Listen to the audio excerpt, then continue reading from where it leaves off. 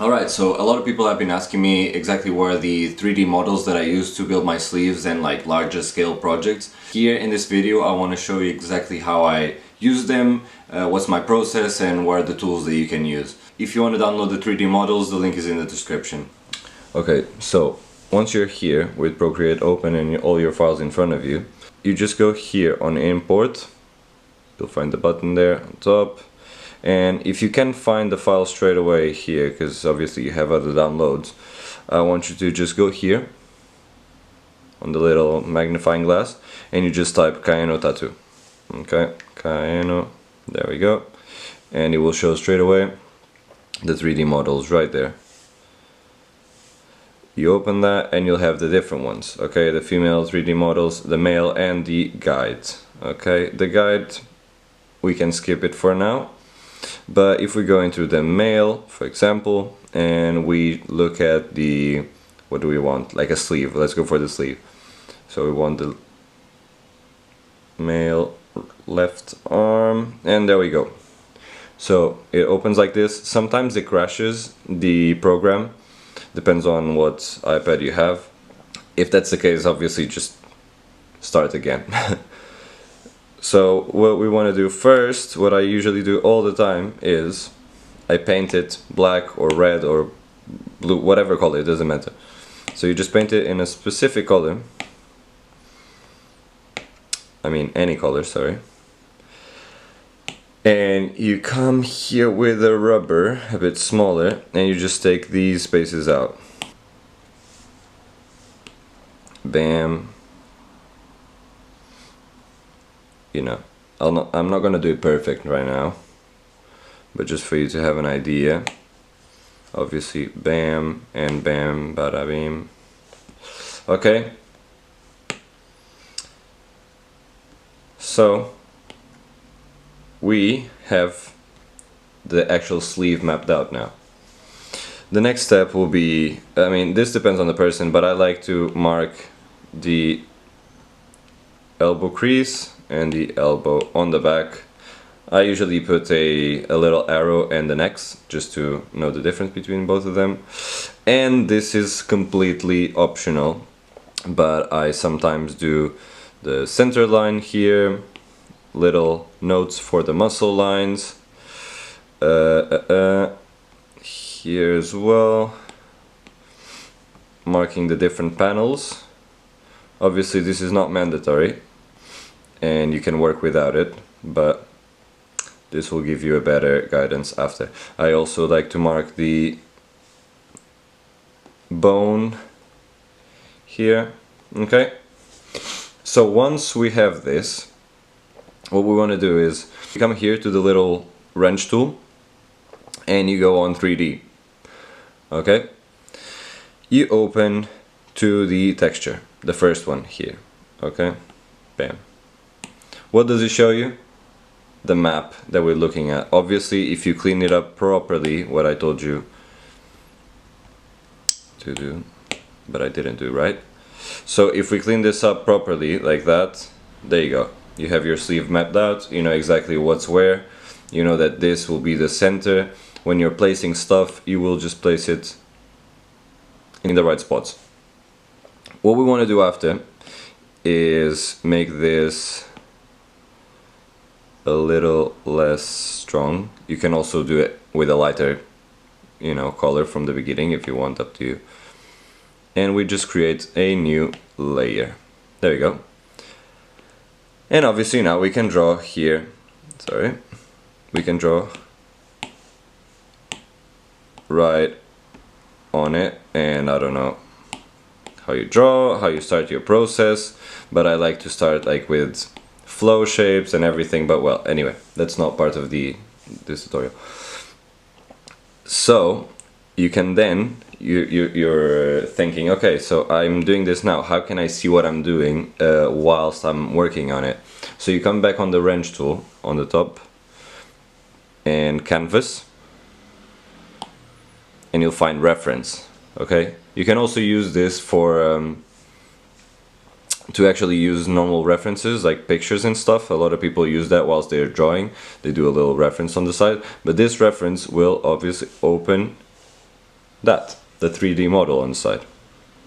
And you can make it larger or smaller as you want, and you can see exactly in real time, you can see in real time exactly what we're doing. Okay, so if you see, boom. Then you can also add images and everything.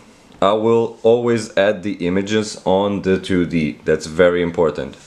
You come on the wrench tool again and you do add, insert a photo, and you go to images, you add the photo, just like a normal, you know, when you're using Procreate normally. You do that and you add it here. Okay, why do I say this? So if you go on the 3D again, you can still add a picture here, but it will be distorted. Okay, so once again, if you're drawing like this, the edges will be cut. What happens when you're putting an image, you will kind of take the shape of the body and you will not like the results. I can show you exactly what it means. When you put it like that, you see that you have the little distortion there, and obviously this is not what we want. But there you go, you have the image on it. Let's go back. If we go back onto the texture, bam, and you do add, insert the photo, there you go, bam, make it big, make it small, I don't care, and bam. And from there, like, you do everything normally. You just go on the right layer and you take the saturation if you want, or whatever you want. Like from here is just normal Procreate. Okay, so this is very simple, and there you go, you can see exactly how it is. No distortion. There, you see, everything is nice. Bam. And finally, I will show you also how to change the lights. So you have to go here on 3D and you go 3D, edit, lighting and environment. And here you can play around with the lights, because obviously maybe you won't like the preset lights. I usually don't like it. I have to move them around a tiny bit, see exactly what I want. And you can change, oops, I should have taken this out before, but anyway, you can add lights if you want, and you can edit each light, the color, saturation and intensity. You can change the environment and everything. Yeah, the exposure is kind of good. Instead of adding lights, you can just increase the exposure. But if you see here, this is how it looks like. It's a bit too overexposed, you know. Well, there you go. It's still a bit overexposed, but anyway, you get the point. Just play around with it a tiny bit and you'll see what you like as well. And there you go.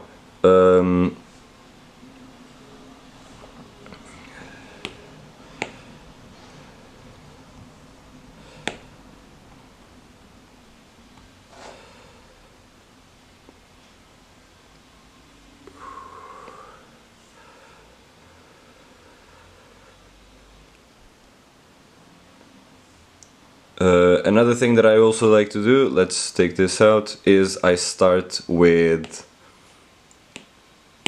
drawing. I mean, don't mind this being overexposed now, but I'll just keep it with this for the example. I start drawing the flow lines and whatever composition that I'm going to do. You know, if I'm going to do like a, I don't know, snake with a flower, I start putting stuff around, see how it fits, you know, another flower there, and then I work on the actual details of it like that. Okay, so here's when I might go with a thinner brush, just go in and start shaping those flowers, right? And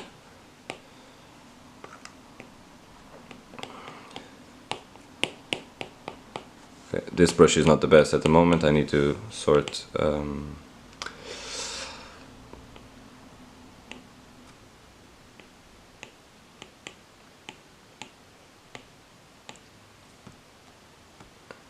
you know, and you get the point.